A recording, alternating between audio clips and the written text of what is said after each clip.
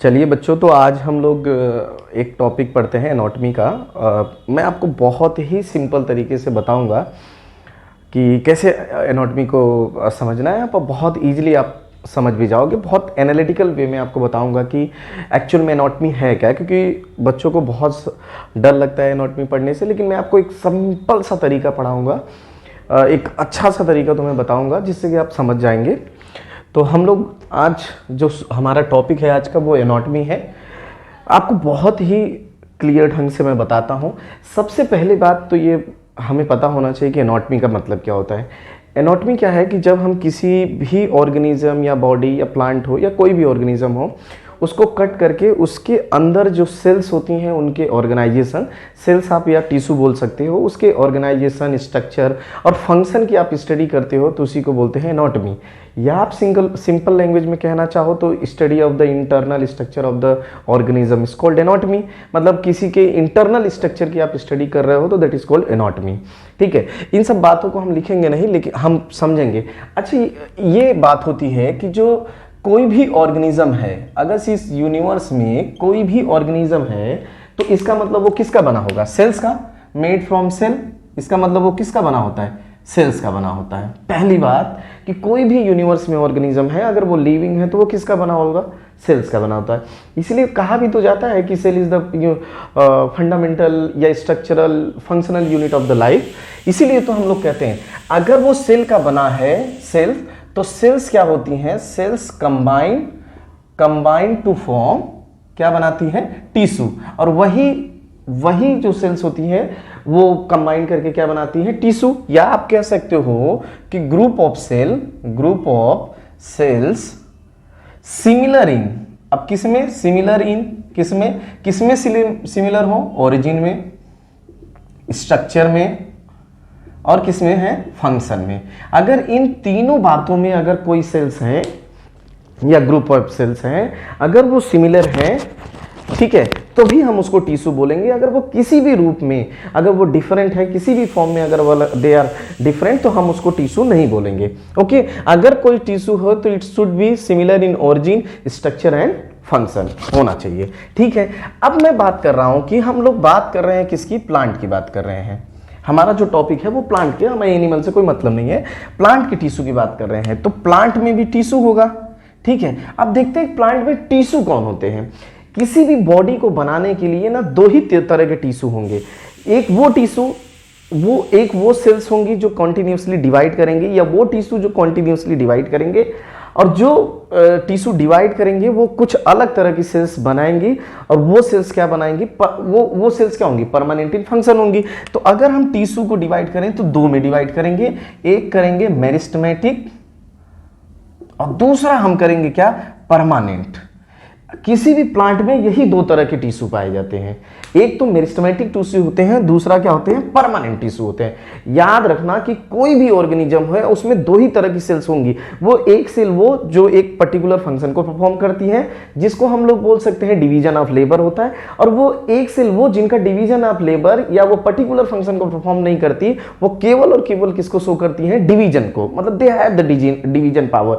और यूनिवर्स में ऐसी सेल जिनके पास डिवीजन पावर होती है, in the case of plant, उनको हम लोग क्या बोलते हैं? मेरिस्टेम। ठीक है, अब इस मेरिस्टेम को हम लोग देखें तो दो तरह के होंगे। एक होगा प्राइमरी और दूसरा क्या होगा? सेकेंडरी। तो एक हमारा प्राइमरी मेरिस्टेम हो जाएगा और दूसरा क्या होगा? Secondary meristem. आप ध्यान दीजिए, प्राइमरी मेरिस्टेम क्या होगा? Early form in life. अगर जो प्लांट की लाइफ में सबसे पहले बनता है वो क्या होता है? प्राइमरी होता है। और दूसरा लेटर फॉर्म इन लाइफ। और जो प्लांट के बाद में लाइफ में बनता है उसको बोलते हैं सेकेंडरी मेरिस्टेम। याद रखना, देखिए जो भी टिश्यू होते हैं जो बचपन से आपके साथ हैं, जो बाय बर्थ आपके साथ होते हैं, आप याद रखिए वो टिश्यू हमेशा लंबाई को बढ़ाते हैं। और जो टिश्यू बाद में डेवलप होते हैं वो हमेशा ब्रेथ को बढ़ाते हैं, मोटाई को बढ़ाते हैं। ये बात हमेशा अपने दिमाग में रखना। इसीलिए कोई भी ऑर्गेनिज्म यूनिवर्स में हो तो सबसे पहले अपनी वो लेंथ को बढ़ाता है। जब वो लेंथ बढ़ जाती है तो उसको थिकनेस की जरूरत पड़ती है, तब जाके ये सेकेंडरी मेरिस्टेम का काम आएगा। तो मेरिस्टेमेटिक सेल्स वो होती हैं, दे हैव, ये क्या शो करेंगे? कॉन्टिन्यूअस डिवीजन प्रॉपर्टी होती है, ये हमेशा डिवाइड करती रहती हैं। नेचर ने बोल ही रखा है कि भैया तुम लोग डिवाइड करो, तुम कॉन्टिन्यूसली डिवाइड करती रहो, बाद की बातें हम देखेंगे। जो सेल्स ये डिवाइड करेंगी और अगर वो स्पेसिफिक फंक्शन को परफॉर्म करने लगेंगी तो वही परमानेंट सेल होंगी। तो ये मेरिस्टेम है, तो मेरिस्टेम में हम दो आ गए, एक प्राइमरी मेरिस्टेम और दूसरा हम सेकेंडरी मेरिस्टेम। प्राइमरी मेरिस्टेम में क्या आएगा बच्चों, इसमें आएगा एपिकल मेरिस्टेम और दूसरा कौन आएगा, मेरिस्टेम, और दूसरा आएगा इंटर कैलरी मेरिस्टेम, बहुत इंपॉर्टेंट है कैलरी मेरिस्टेम। ठीक, तो प्राइमरी मेरिस्टेम को मैंने डिवाइड कर दिया है किसमें, एपिकल मेरिस्टेम और इंटर कैलरी में। याद रखना कि प्राइमरी जो मेरिस्टेम होगा, प्राइमरी मेरिस्टेम होगा वो रिस्पॉन्सिबल होगा, रिस्पॉन्सिबल इन ग्रोथ, कौन सी ग्रोथ में, लेंथ, लेंथ बढ़ाने में। अगर कोई लेंथ बढ़ा रहा है तो वो उसके लिए कौन सा मेरिस्टेम रिस्पॉन्सिबल है, प्राइमरी मेरिस्टेम। अगर कोई ब्रेथ बढ़ा रहा है या थिकनेस बढ़ा रहा है उसके लिए जो रिस्पॉन्सिबल है वो कौन है, सेकेंडरी मेरिस्टेम है। तो अगर हम किसी प्लांट या किसी भी ऑर्गेनिज्म की बात करते हैं जो उसमें सेल्स होती हैं, वो सेल्स का एक ग्रुप बनता है। अगर वो origin, structure and function similar है तो हमको टिश्यू बोलेंगे। अगर हम प्लांट के केस में बात करें तो प्लांट में भी टिश्यू होते हैं, तो दो तरह के टिश्यू हैं, एक मेरिस्टेमेटिक टिश्यू जिनमें कॉन्टिन्यूअस डिवीजन प्रॉपर्टी होती है और एक होते हैं जिनको हम परमानेंट टिश्यू बोलते हैं। तो मेरिस्टेमेटिक टिश्यू को हमने दो में डिवाइड किया, एक वो जो अर्ली इन द लाइफ बनेंगे that is called primary meristem, और एक वो जो लेटर इन द लाइफ बनेंगे that is called secondary meristem, जो बाद में बनते हैं प्लांट में। प्राइमरी वाले को हमने डिवाइड किया है, प्राइमरी वाले को हमने दो में डिवाइड किया है, एक एपिकल मेरिस्टेम में डिवाइड किया है, दूसरा इंटर कैलरी मेरिस्टेम में डिवाइड किया है। ठीक है, अगर प्राइमरी के तो पूछा जाए आपसे कि प्राइमरी का क्या रोल है। अगर कोई भी मेरिस्टेम जो लंबाई को बढ़ाता है प्लांट के, वो क्या कहलाएगा, प्राइमरी मेरिस्टेम, और उसके दो पार्ट हैं, एक एपिकल मेरिस्टेम और इंटर कैलरी, अभी हम बात करेंगे। जो सेकेंडरी मेरिस्टेम है इसका नाम क्या होता है, लेटरल मेरिस्टेम। क्या बनाएगा, लेटरल मेरिस्टेम। और बच्चों लेटरल मेरिस्टेम क्या बनाता है, कैम्बियम। अब हम इसको बात करेंगे, अभी लेटरल मेरिस्टेम को डिटेल में बात करेंगे अभी। ठीक है, तो हमारा यहां पे देखें कि जो प्लांट में टिश्यू है वो दो में डिवाइडेड हुए, एक मेरिस्टेमेटिक और दूसरा परमानेंट। और मेरिस्टेमेटिक को हमने डिवाइड किया है प्राइमरी और सेकेंडरी में। प्राइमरी जो है वो अर्ली इन द लाइफ बनेगा और उसमें आएंगे कौन, एपिकल मेरिस्टेम और इंटर कैलरी मेरिस्टेम। जबकि सेकेंडरी क्या बनेगा, lateral, later in the life, जो बाद में बनता है और वो थिकनेस के लिए इंपॉर्टेंट होगा। जो भी टिश्यू बाद में बनते हैं वो किसके लिए रिस्पॉन्सिबल होते हैं, थिकनेस के लिए। अब डिटेल में हम लोग देखते हैं इस बात को, डिटेल में हम इसको देखते हैं। तो सबसे पहले हम लोग देखते हैं किसको, प्राइमरी मेरिस्टेम को। हम बहुत ही स्पेसिफिक रखेंगे अपनी बातों को। तो हम पहला देख लेते हैं जिसको हम लोग बोलते हैं प्राइमरी मेरिस्टेम। ठीक, प्राइमरी मेरिस्टेम। प्राइमरी मेरिस्टेम में हमको पता चला कि हमारा क्या होता है, एपिकल, एपिकल मेरिस्टेम। बार बार लिखने की भी जरूरत नहीं है हमें। तो इसका मतलब ये एपिकल इन पोजीशन, एपिकल इन पोजीशन कॉज एपिकल डोमिनेंस। जो ऑक्सीजन का पढ़ते हो, एपिकल डोमिनेंस भी कॉज करता है, एपिकल डोमिनेंस। इसका मतलब हुआ बच्चों ये इंक्रीज करेगा, increase length of plant from apex. कहां से इंक्रीज करेगा, एपेक्स से करेगा। ठीक, एपेक्स से करेगा। अगर कोई प्लांट ये है, अगर ये कोई प्लांट है, अगर यहां से ये है एपिकल मेरिस्टेम और लंबाई यहां से बढ़ती है। आपको पता भी होगा कि जो प्लांट की लंबाई हमेशा एपेक्स से बढ़ती है। आप कहो यहां से बढ़ती है, यहां से बढ़ती है, तो यहां से नहीं बढ़ती, कहां बढ़ती है, एपेक्स से। अगर इसका एक्सपेरिमेंट आपको करना है तो आप किसी भी प्लांट को एपेक्स को रिमूव कर दो। अगर एपेक्स को रिमूव करते हो, रिमूवल ऑफ एपेक्स, अगर एपेक्स हो तो इसका मतलब रिमूवल ऑफ क्या कर दिया तुमने, removal of apical meristem. M लिख देता हूं, एपिकल मेरिस्टेम। इसका मतलब क्या हो जाएगी, लेंथ इन प्लांट क्या हो जाएगी, स्टॉप हो जाएगी, रुक जाएगी। जब रुक जाएगी तो इस बात की क्लियरेंस मिल जाएगी हमें कि जो लेंथ बढ़ा रहा था वो कौन बढ़ा रहा था, एपिकल मेरिस्टेम। अगर रिमूवल ऑफ एपेक्स को, removal of apex also called, इसको क्या बोलते हैं,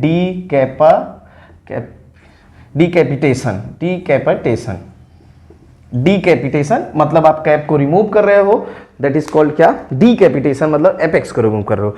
तो पहला जो प्राइमरी मेरिस्टेम में हमारा था वो क्या था, एपिकल मेरिस्टेम था। एपिकल मेरिस्टेम जो ग्रोथ कॉज करेगा एपिकल इन पोजीशन में, लंबाई में ग्रोथ करेगा ऊपर से, ठीक है, ऊपर वो मैंने बना भी दिया है कि ऊपर एपिकल मेरिस्टेम है, इंक्रीज करेगा length. Basically apical meristem is responsible for, किसके लिए रिस्पॉन्सिबल होगा, ग्रोथ इन लेंथ। अब एक बात तुम्हें बहुत अच्छी बताता हूं, बहुत इंपॉर्टेंट बात है कि during apical growth by apical meristem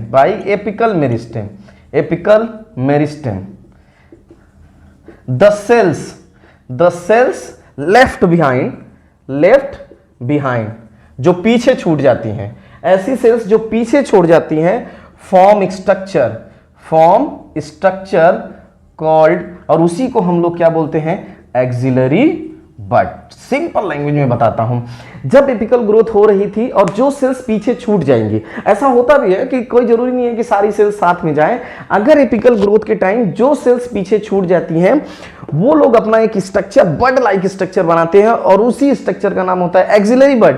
और बच्चों एक्सिलरी बड के पास पावर है, एक्सिलरी बड कैन फॉर्म क्या बना सकता है, वो ब्रांच बना सकता है, वो फ्लावर बना सकता है, और वो क्या बना सकता है, लीफ बना सकता है, वो कुछ भी बना सकता है, उसके पास वो पावर है, ठीक है, क्योंकि meristematic cells have the power can form anything, वो कुछ भी बना सकती हैं, क्योंकि वही डिवीजन कर रही हैं तो डिवीजन करके वो कुछ बनाती है। तो सिंपली अगर एक्सिलरी बड की कहें कि जब एपिकल ग्रोथ होती रहती है, जो सेल्स पीछे छूट जाती हैं वो एक बड लाइक स्ट्रक्चर बनाती है और उसी का नाम होता है क्या, एक्सिलरी बड। और axillary bud has the ability to form branch, flower या लीफ, वो कुछ भी बना सकता है, ठीक है। नेक्स्ट अब हम लोग देखते हैं किसको, इंटरकैलरी मेरिस्टेम को। इंटरकैलरी मेरिस्टेम, इसको याद रखना बहुत इंपॉर्टेंट है, ये क्वेश्चन बार बार आता है। फाउंड इन ग्रासेस, सबसे पहली बात कहां लिख देते हैं, फाउंड इन ग्रासेस, ग्रासेस में पाया जाता है, ग्रासेस में कहां, between mature tissue.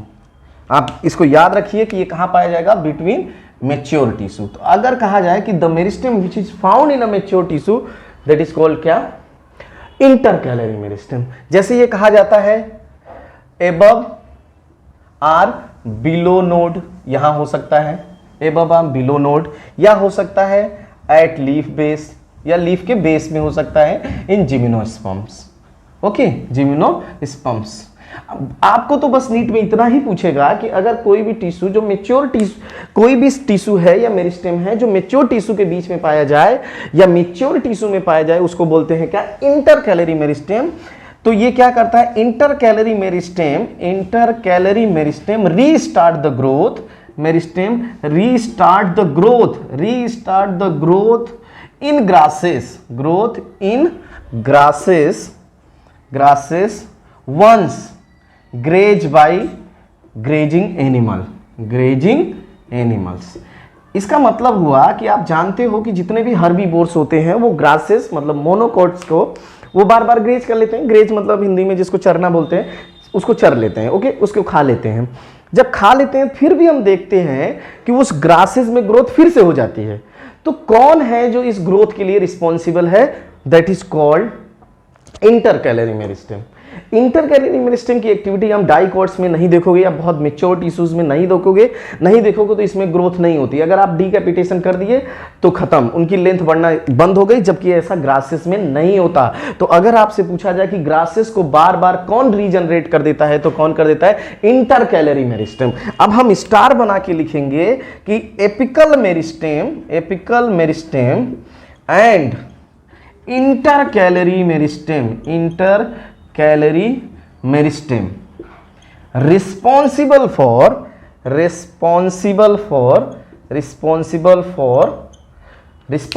for growth in length। इसको भूल मत जाना, ठीक है। तो लेंथ बढ़ाने के लिए जो मेरिस्टेम रिस्पॉन्सिबल है उन मेरिस्टेम का नाम क्या है, एपिकल मेरिस्टेम और इंटरकैलरी मेरिस्टेम। जब आप प्लांट हार्मोन पढ़ोगे तो आपको एपिकल मेरिस्टेम की एक्टिविटी का अंदाजा हो जाएगा, बहुत इंपॉर्टेंट है। आई बात समझ में? तो हमने दो मेरिस्टेम पढ़े, एक हमने एपिकल मेरिस्टेम पढ़ा और दूसरा क्या पढ़ा, इंटरकैलरी मेरिस्टेम।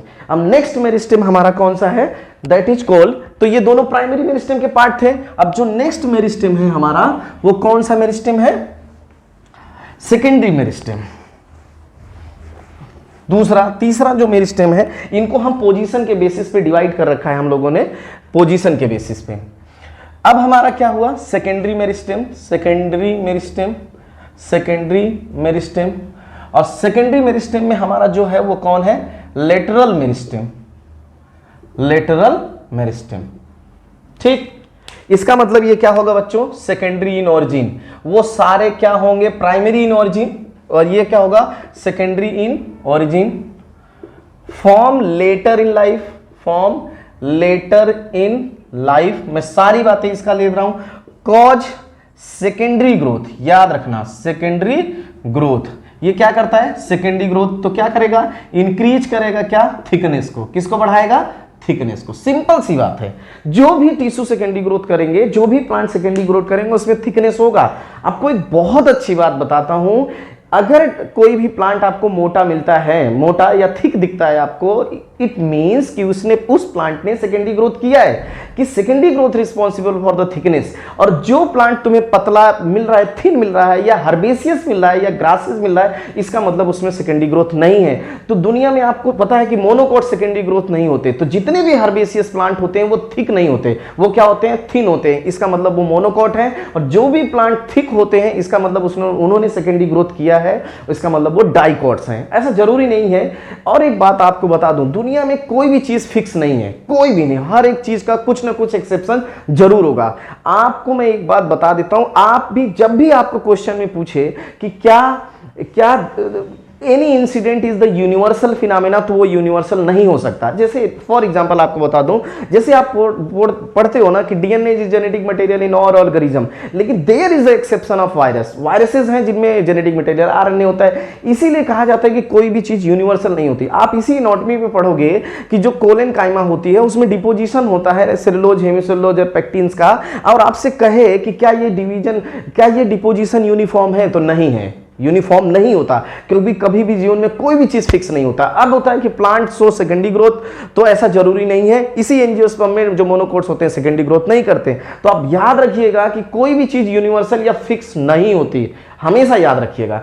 जैसे कहा जाए कि vessels present in all angiosperm, नहीं, बहुत सारे एंजियोस्पर्म्स हैं, फैमिली विंटेरेसी, टोकोडेंड्रेसी, टेंटासिंटेसी, जिनमें वेसल नहीं है। इसका मतलब मैं बताने की कोशिश ये कर रहा हूं कि कोई चीज यूनिवर्सल नहीं है, मतलब कोई चीज फिक्स नहीं है। इस यूनिवर्स में एक ही चीज है कि इसमें कोई चीज फिक्स नहीं है, ऑलवेज वेरिएबल है, आपको एक्सेप्शन ऑलवेज मिलेंगे। तो कभी भी इस तरह के क्वेश्चन पूछे जाए तो आप इस तरह के लॉजिक लगाओगे। अब क्या हुआ कि हमारे पास मेरिस्टेम थे जो लेंथ बढ़ा रहे थे, तो क्या प्लांट में लेंथ हमेशा बढ़ेगी? नहीं बढ़ेगी। अगर हम एपिकल मेरिस्टेम को रिमूव कर दें तो नहीं बढ़ेगी। वैसे प्लांट क्या करते हैं, through out the life growth करते हैं, लेकिन अगर आप एपेक्स को रिमूव कर दोगे तो एपिकल मेरिस्टेम की एक्टिविटी गई और उसमें लेंथ नहीं बढ़ेगी। लाइक अगर आप इंटरकैलरी और उसको, अब क्या हुआ कि जो प्लांट डाइकोट्स बड़े प्लांट है उनके पास इंटरकैलरी मेरिस्टेम नहीं है, तो वो दोबारा अपने आप को रीजनरेट नहीं कर पाते, ग्रोथ ऊपर की तरफ नहीं कर पाते। लेकिन इंटरकैलरी मेरिस्टेम ग्रासेस में है तो वो फिर से रीजनरेट करके अपनी लेंथ को बढ़ाते हैं।